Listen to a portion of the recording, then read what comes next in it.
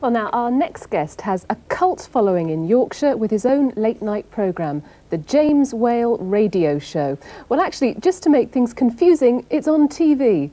But it seems more of us will have the chance to sample James's distinctive style of broadcasting as other regions start taking his show. Well, James, good morning to you. Hello, Kathy. Congratulations with this show. Thank How do you transfer a radio programme to television? You meant pictures. You just put pictures on, really. You cut out all the naughtiness, you know, that goes on in the studio when you're doing a radio show. And what's so special about your show? Well, I mean, I'm not modest, as you know. I have to be quite honest with you. The most special thing about my radio show is me. Really. And what's special about you, James?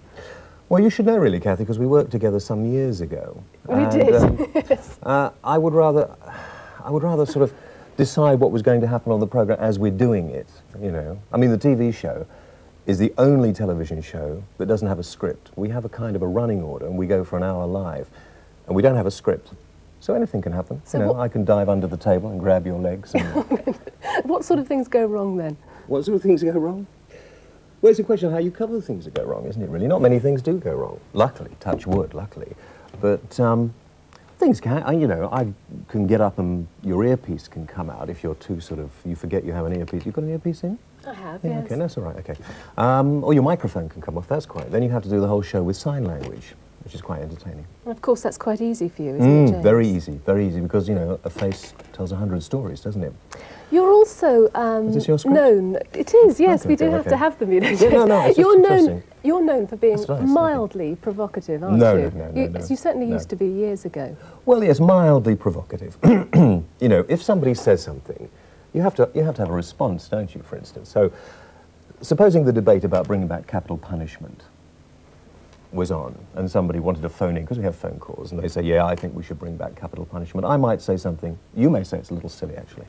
I say, yes, that's a very good idea. Let's bring back flogging, hanging, beating, you know, and all that sort of stuff, because it'll make it a much nicer, much safer society, get rid of all the violence.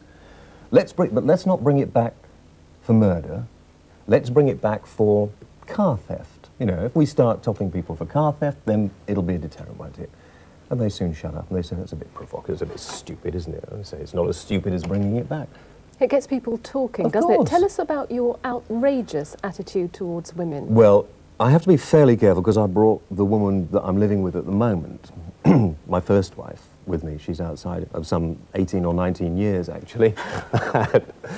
But I get fed up, Mike, I don't know whether you agree with this, but I get fed up with people treating us as sex objects. Do you know what I mean? Well, it's been a problem for me, James, but I've learned to cope with it, I must admit. Do you find that, do you? Yes, it's, you know, people only want you for your body and not for your mind. Listen, I can't sit here and tolerate this, course James. you can. I don't believe that you actually hold these beliefs. I think that you just want to get people talking, that's right. But you don't know, do you, you see? But my book, Training Women the Whale Way, which is it shows you how to have a happy relationship, you know. Because if you have a woman who's got somebody to scrub, cook, clean, dust for, I mean, imagine if you had a man that you can sort of slave for. You'd be so much happier, so much more contented. Well, in I life. think the proof will be, James, we'll see how many people actually buy your book. And if I can say, I think you've gone a little thinner on top since we Do you think so? together. That's yes. really very miserable of you, Kathy, to be quite honest.